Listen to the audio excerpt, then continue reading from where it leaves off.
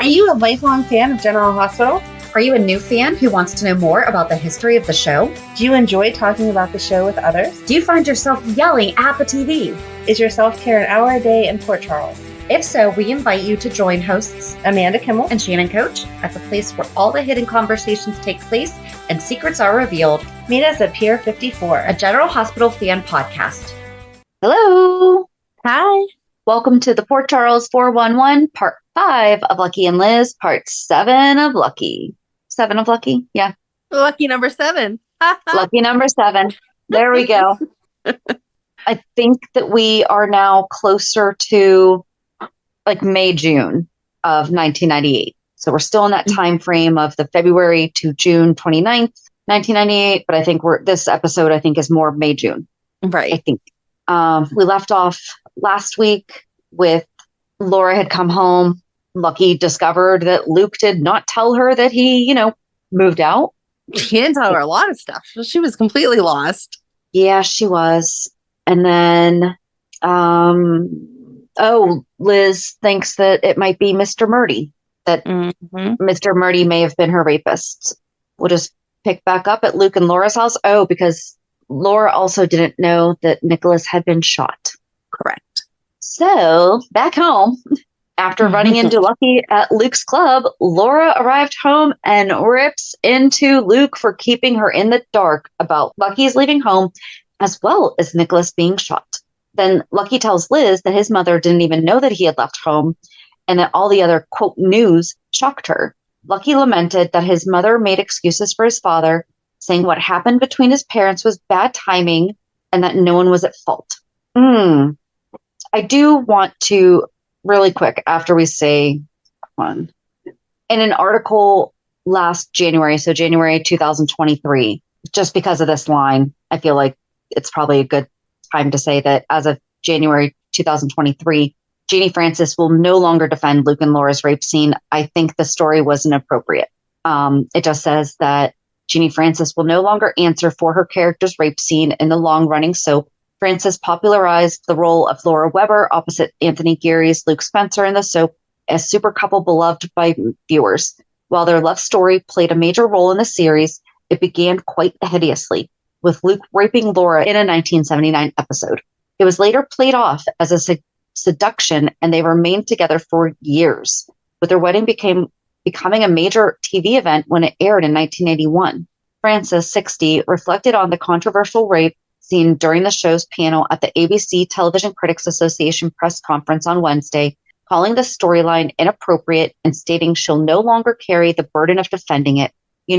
As a young kid at 17, I was told to play rape and I played it, Francis said. I didn't even know what it was, but at 17, you follow the rules and you do as you're told and you aim to please. Now at 60, I don't feel the need to defend that anymore, she says, and I think the story was inappropriate. I don't condone it, and it's been a burden that I've had to carry and try to justify, so I'm not doing that anymore. When a woman says no, she should be listened to, and if you replay that scene, you don't have Laura just saying no, you have her screaming no. Wow. Yeah. So the article goes on a little bit more, but I don't think we need to read all of that. So, and that was just from Entertainment Weekly, but it looks like a lot of different, I don't know how that happens anymore. Well, I guess if someone was covering an event, then more than one publication would have the same, but it's literally all their headlines all say General Hospital won't defend. But okay, that one that I read was from Entertainment Weekly, which good for her. Anyway, back to, so the reason that I read that is because Laura said that no one was to blame and it was just bad timing. No. Lucky says that his family is built on something. Hold it. Lucky lamented that his mother made. Okay, never mind. I was thinking, did Liz say that? And she didn't. No. Okay. Lucky says that his family is built on something that is just wrong and that they've tried to cover the rape up, hoping it would go away, but it didn't. Liz wonders if she will always be the kid who was raped. She's not. That's right. She wants to know how his mother found a way. He tells her she married her rapist. Liz argues that he should try to see it from their point of view, but Lucky is fearful that if he were to get inside their heads, put himself in his father's shoes, what if his shoes were to fit? He stands dazed, realizing what it would mean if his worst fear were to come true. Liz realized that Lucky was afraid that he could be just like his father and that he could rape a woman too. He fears that he may have the same tendencies as his father. He says he thinks about it all the time. What if he has too much to drink? Liz assures him that he could never hurt anyone like that, especially since he has watched over her like an angel for the past 3 months. She tells him that she trusts him with her life, but he doesn't listen.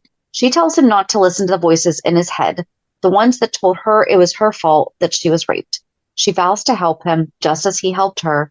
Lucky looks on, seemingly shell-shocked, trying to intake Liz's words. And then it just says music montage, and I could not find music montage because I don't know what date this happened. Right. If I find it, we will go back to it. And then Liz and Lucky happen to be hanging out at Luke's club on the sly. They duck into a closet to overhear Luke bringing in security and asking the rent-a-cop to keep a close eye on the joint. Later, Sarah catches up to them with news about the tickets and asks Liz to relent about her grandmother to no avail. In the process, she gets Lucky onto the family history of rape. Lucky heads out to the bar where he runs into Mike, who asks him to give his dad a break. No dice, says Lucky. Mike attempts to give more good advice, but Lucky won't listen. No, not good advice. Sorry. I'm definitely on Lucky's side on this one. Right. Liz and Sarah argue a little bit more about Liz's refusal to come home or go to Europe. Oh, yeah, because we talked about this when Jeff came back, because weren't they in Europe? Yes. Okay. Finally, they hug, and we can assume we've seen just about the last of Sarah Weber. Later, Sarah gives Audrey the news, and among her last acts, she advises her grandmother to join Liz in group therapy. Oh, my. So then Lucky and Liz share a meal in Luke's office. Hearing a noise, they try to sneak and hide, but end up getting busted by the rent-a-cop. Lucky and Liz are at the police station. Taggart talks to them. Mac and Garcia come in. Taggart says that he'll have to call the folks. Audrey and Sarah come in. Where's Elizabeth? Audrey tells Luke off. You call it fine when 2 children break into a bar for a night off the streets and wind up in a jail? Only you, Luke Spencer. Taggart hands a form to Audrey. Sarah tells Liz she really scared Audrey. Audrey takes Liz home. Lucky and Luke talk. I hear you saw your mother. You really freaked your mother out. Did it make you feel like a man? Did raping her make you feel like one? Luke says It's time they ironed it out. Whatever sick little thing you've got going, you can have it without me, man. Lucky leaves. Luke tells Garcia to cut Lucky some slack.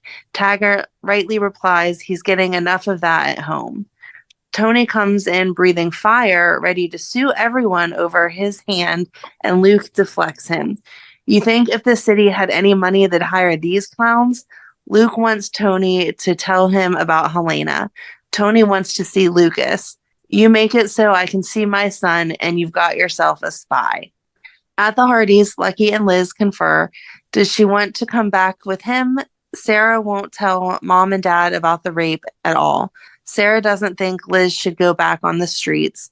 Audrey talks to Liz. She will try, but she needs rules and respect in return. Liz tells Lucky she's staying. Lucky and Liz dish over finals. He brought her to see his new humble abode, a boxcar. They set about making it more homey, extremely homey, with blue paint and trompe d'oil. Is that how you say it? Trompe d'oil? Hold on. It's Liz's painting stuff, but I don't know how it's supposed to be said. Anyway, to make up for the lack of furnishings, and they celebrate with a paint fight.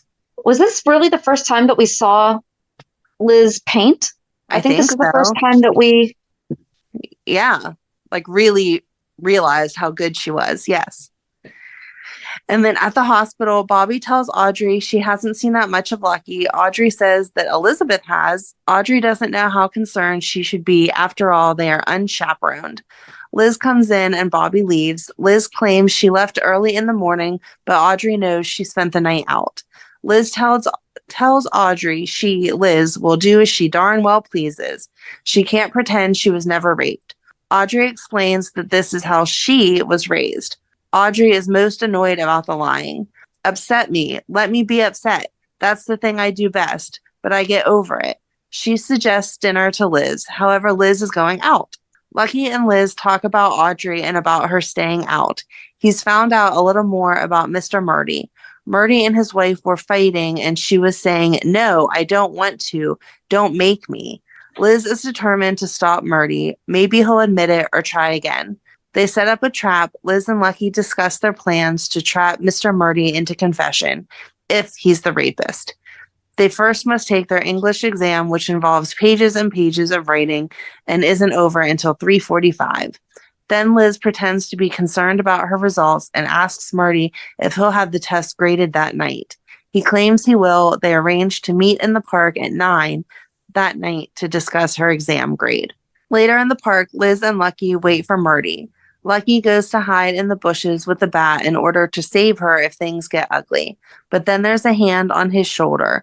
A car alarm goes off, and then we see Mr. Murdy coming towards Elizabeth. It was a policeman who grabbed Lucky, and he wants to know why the boy is lurking in the bushes. Murdy, meanwhile, confronts Liz, who doesn't realize her backup is not back there. Liz is standing by the fountain, waiting for Mr. Murdy to show up. She looks into the distance and sees a hazy Mr. Murdy coming towards her. Her mind goes back to the night she was raped, as if she's reliving it again. The cop decides to haul Lucky off to the police station because maybe if they do it enough, his parents will step up and take responsibility for him. As he is getting dragged away by the cop, he yells to Elizabeth to get out of the park, but she doesn't hear him. Murdy asks her why she asked to meet him, that it's not really about the final. While he is talking to her, her mind is going back to the night she was raped. She doesn't hear anything he is saying. She just stares at him, fear and panic in her eyes. The only thing she can manage to say is, "I can't do this," and then runs into the bushes looking for Lucky, wondering where he could be. She then runs out of the park, leaving Mr. Murdy standing there, confused. A cop is leading Lucky into the station to talk with Taggart. Taggart tells Lucky to sit down, but Lucky demands that he send someone to check on Liz in the park. Taggart wonders what Liz and the baseball bat could have in common, and Lucky is furious at this point. He yells that she is out there alone and that he told her he would protect her. Taggart tells him again to sit down, and when Lucky tries to get up to leave, the other cop forces him back into the chair. Taggart insists that he can keep him at the station. Lucky is seething and distraught over what could be happening to Liz in the park. Liz makes it home, hurriedly opens the door, gets inside, locks the door, and runs to the safety of the sofa, rolling up in a ball. She lays down, breathing heavily. She is still visibly afraid after facing Murdy alone. Lucky is now handcuffed to a chair. The look on his face is one of fear and dread. It is obvious that he is worrying about Liz and the fact that he isn't there to protect her from Murdy like he said he would. Lucky comes out of a daze when Taggart tells him that he sent a unit to the park to check on Liz and she wasn't there. Now the look on his face is even more scared and really worried that Murdy has done something to Liz. At this point, Laura walks in, sees Lucky handcuffed to the chair, and questions Taggart about it. Taggart asks her snidely whether she was dead or in Switzerland this whole time. Laura ignores Taggart's remarks and tells him to release Lucky. Taggart tells her that it will cost $100 since Lucky wasn't very cooperative and they issued him a citation. Laura agrees to pay, and Taggart takes the handcuffs off of Lucky, telling Laura that she should consider investigating in a pair of these to keep Lucky at home. Laura gives Taggart a nasty stare at this remark, and then Lucky jumps up to leave. As Laura tries to stop him, Lucky tells her that Liz may be in trouble, that unlike her, Liz wants to punish the guy who raped her. Lucky gets this within earshot of Taggart and the other officers, and Laura looks at them, clearly embarrassed. The doorbell rings, startling Liz, who is still lying on the sofa. She is panicking, thinking that it may be Murdy. Lucky calls to her through the closed door. She hears his voice and runs to open the door. Lucky takes her into his arms, telling her he is sorry, asking if she's all right. Liz asks what happened to him as he caresses her face. He tells her that in the park, while he was hiding in the bushes, a cop mistook him for a mugger. I want to say muggler, like that's a word. I'm putting mug and burglar together. Sorry. I thought you were going to say something. Isn't there like a muggle? Isn't that like Harry Potter? Yes. No, I That's wasn't what I thought you were going to say. I don't know Harry Potter at all, but I feel like I knew that word. That would work because muggle is just like no one special in Harry Potter. So there you Okay. go. Okay. Like looked down upon. Like Okay. if you were Harry Potter and you called someone that, then you would be like telling them how much better you are than they are. So Gotcha. Okay. anyway, the cop mistook him for a mugger, not a burglar and a mugger, and he didn't have time to think. Lucky asked her what Murdy said to her and if he hurt her. Liz replies, "No, I don't know. I don't think so."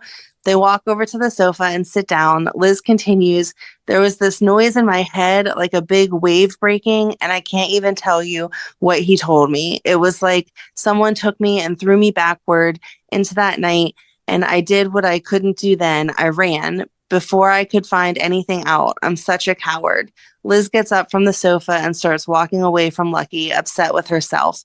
Lucky tells her, "I'm glad you ran."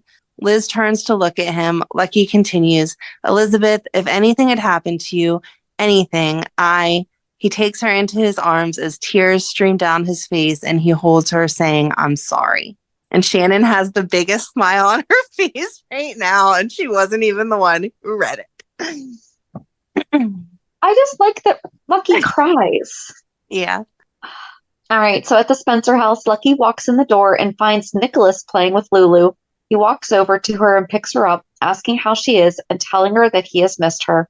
Nikolas tells him that Laura just left and that it sounded like it had something to do with him. Lucky, still holding Lulu in his arms, replies that he saw and tells Lulu that Mommy had to pay for his bad behavior. That should have been the scene that they had him talking to her. But I mean, yeah, Yeah. he's coming back. He wanted to talk to her. Well, they showed the scene about him saying about how he was going to show her everything and take her everywhere and all that. That was sweet too. Lucky, still holding Lulu in his arms, replies that he saw. Oh yeah, I just read that. Putting Lulu down, he walks over to the table, takes money out of his pockets, and puts it on the table, telling Nikolas that he thought he would pay her back. Then Lucky asks Nick if he has moved into his room yet. Nick tells him that he doesn't want to fight with him. Lucky thinks that Nick is paranoid and goes on about how, since Stefan could be in prison for a long time, Nick may need a new place to live. And that's because Catherine fell off the parapet and Stefan was being charged with all that. Yes. We actually talked about that on the parapet episode, right? Yeah. Yeah, cool. Go listen to our parapet episode, guys. Nick retorts that it's because of Luke that Stefan is even in jail. Lucky pretends to be surprised. "Really? My dad framed your uncle? Oh." Then he reverted back to his usual self and tells him, "You don't see me arguing, do you?" Lucky tells Nick that his Sherlock Holmes routine is in vain because charges don't stick to Luke. Nikolas then starts in on Lucky about how Laura, wondering why Lucky is upset with Laura and why when it's Luke who raped her. Lucky wonders why Nikolas cares. Nick responds by saying, "You're the one she picked. You're the one she made room for in her life." Lucky is giving him a steely glare at this point. "But because she's not in excruciating pain, you want to hurt her. Is that it?" Just then, Laura walks in. Lucky hands her the money and walks out the door without a word. He stands on the porch for a bit, taking in Nikolas's words. Laura tells Nikolas that he can come back anytime he wants to visit Lulu or her. She has been trying to please everyone and it hasn't worked. So she decides she is going to please herself from now on. The doorbell rings. Laura goes to answer it. Liz is at the door, but Laura doesn't know who she is. Laura asks if she is looking for Lucky. She shakes her head and then tells her she wouldn't say that Lucky is everything to her, even though it may be true.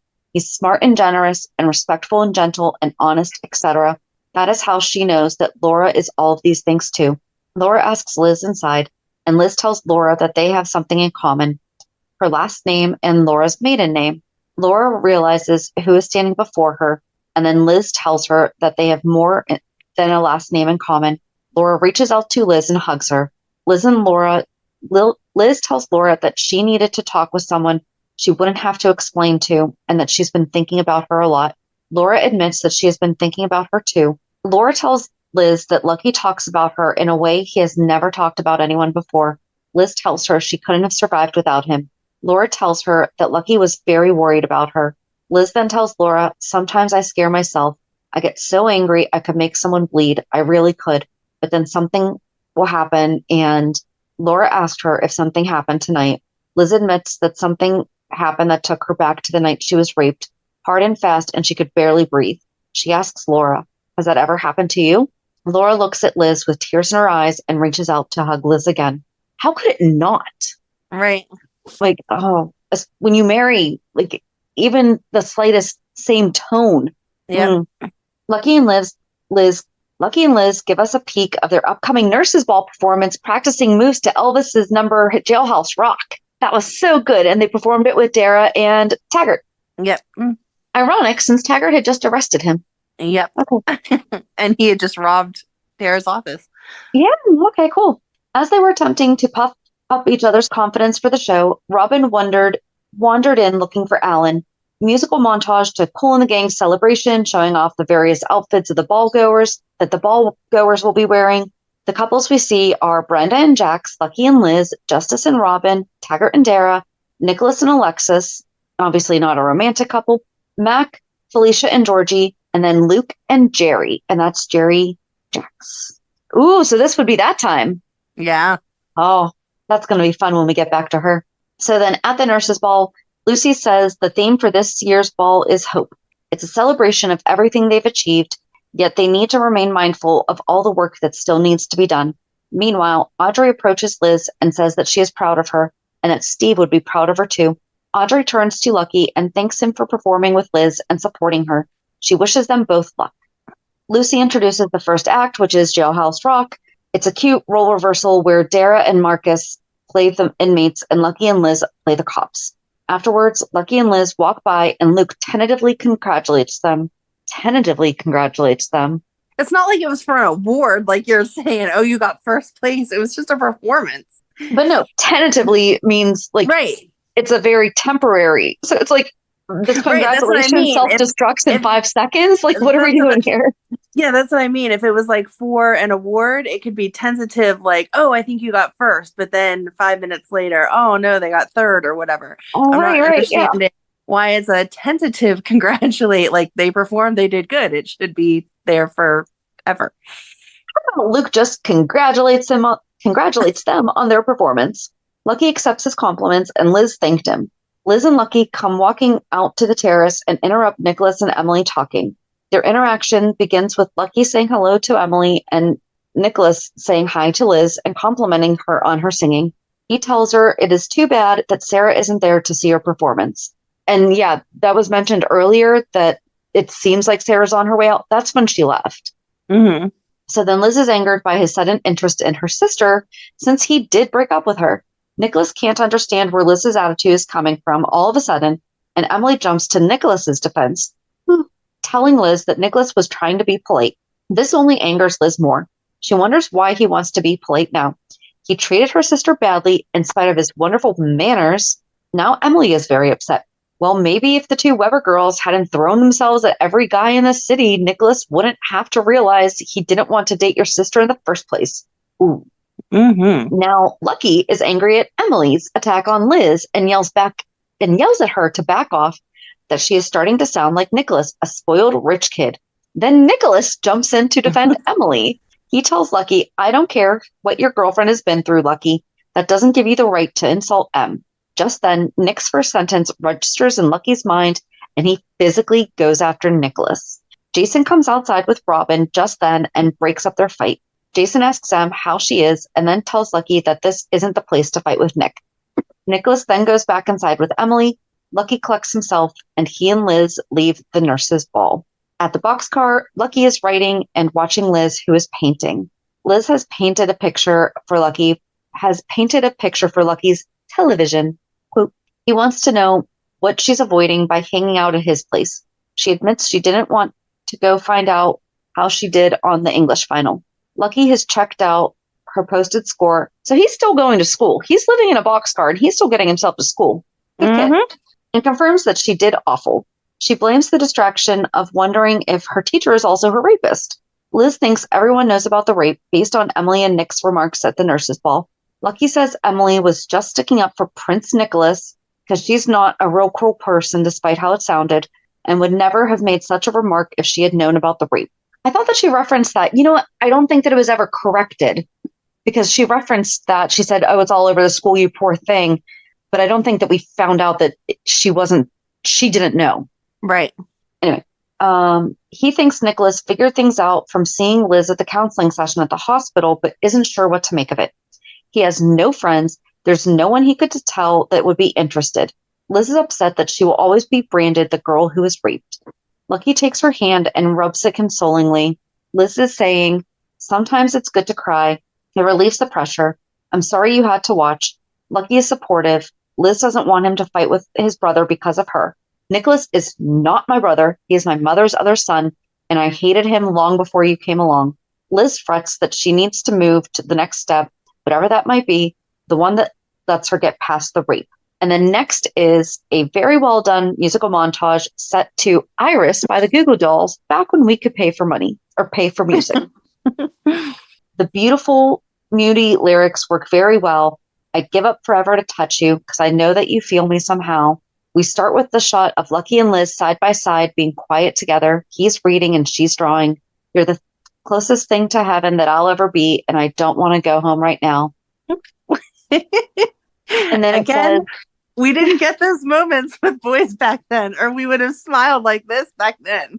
Yeah, and I don't think it's worth it to, so I hyperlinked it if you want to watch it, but it's just going to be playing Iris. So, yeah.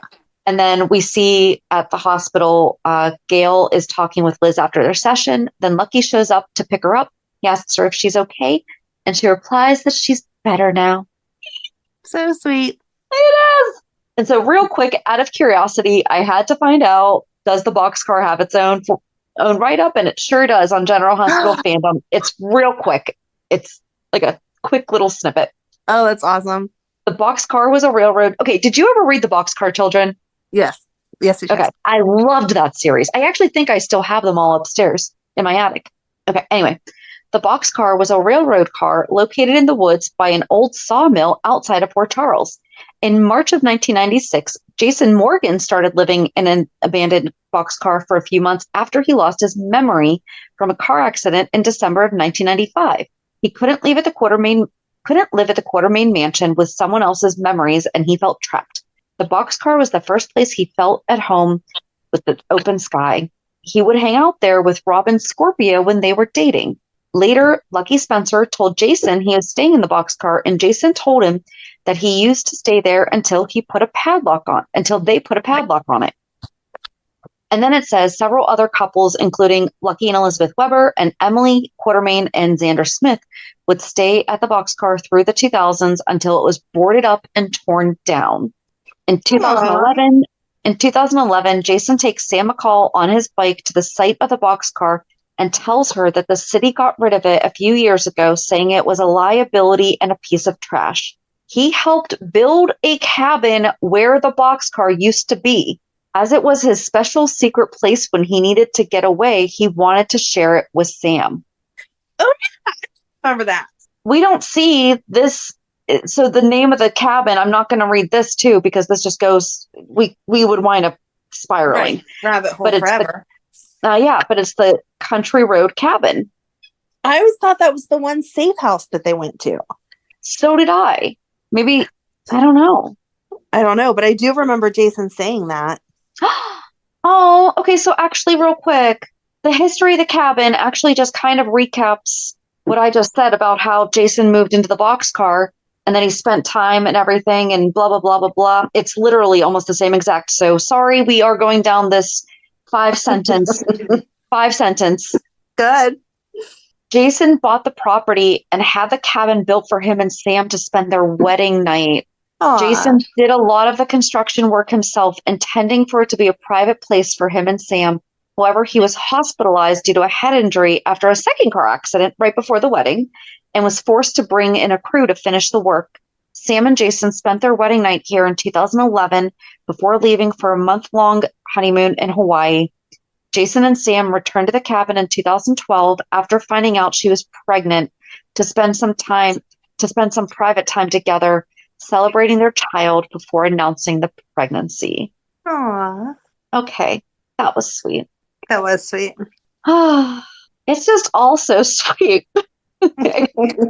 So now that we know that Lucky is living in the boxcar, and this is where we were introduced to Liz's love of art and talent in art. Yes. I wonder if she'll get back to art now that Lucky's in town. I hope so. Me too. That is the one thing that they really royally messed up with Franco. Yep. I'm sorry, I'm always going to be this Lucky and Liz first. Like this Lucky and Liz is always first. But Franco was right there. He was. Not at first, but he became. Yes. So I don't know. I guess join us on Monday as we see what's going on with Lucky and Liz and everybody else in Port Charles. Have a good weekend. And we'll meet you at the pier. Bye. Bye. If you enjoyed today's show, we invite you to go to pier54podcast.com to subscribe on your favorite platform. Don't forget to leave us a review. And you can also follow us on many social media channels. Just search for Pier 54 Podcast. Also, we are not perfect, so if there is something that we missed or messed up, just let us know by emailing us at pier54podcast@gmail.com.